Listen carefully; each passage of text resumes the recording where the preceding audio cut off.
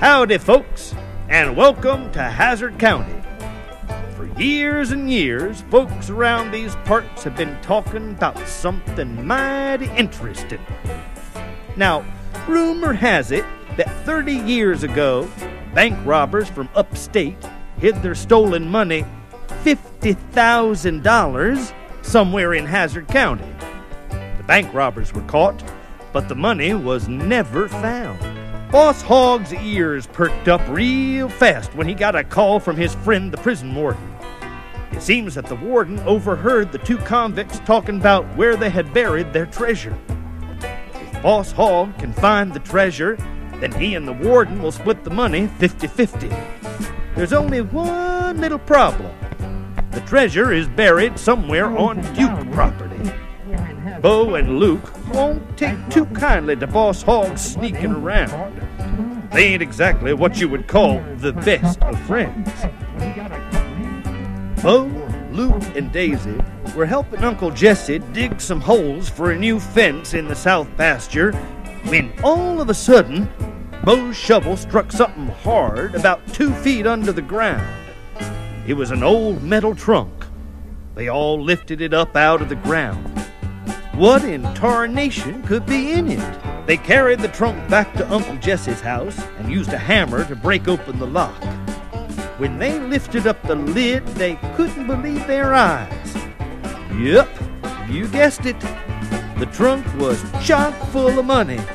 Bundles and bundles of $50 and $100 bills. Of course, they knew they couldn't keep it. They would have to turn it over to Sheriff Coltrane.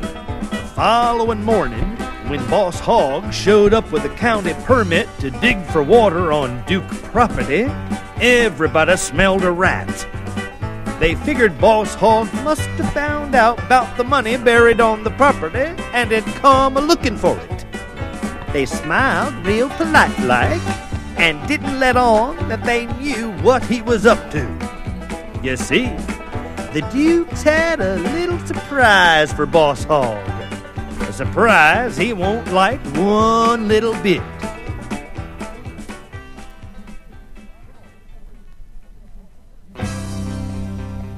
Uncle Jesse told Boss Hogg to go ahead and dig to his heart's content. He even had Daisy bring out a pitcher of lemonade around midday. Bo and Luke watched real careful to see where Boss Hogg and his men were digging. It was in the south pasture, not far from where the Dukes had found the money. Boss Hogg worked up quite a sweat that day, but he didn't find a thing. I can't for the life of me imagine why. Late that night, after Boss Hogg and his men were gone, Bo and Luke put their plan into action. First, they took all the money out of the trunk and put it into a burlap bag. Then Bo wrote a little poem for Boss Hogg and placed it inside the empty trunk. This is what it said. Sorry, Hogg, we know how hard you tried to find the loot, but someone got here first and so we're giving you the boot. Luke slipped one of Uncle Jesse's old beat-up boots into the chest and closed the lid tight. Then Bo and Luke carried the chest out in the field. There, they dug a hole and buried the old trunk in a spot where Boss Hogg and his men would be sure to find it.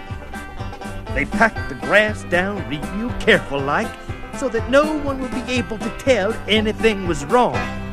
That night, they laughed themselves to sleep thinking about all the fun they were going to have the next day.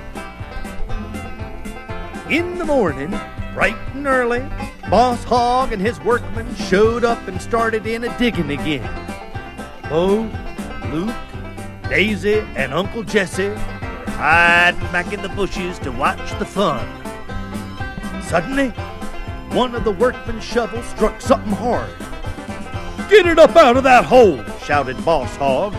I can't wait to see what's inside.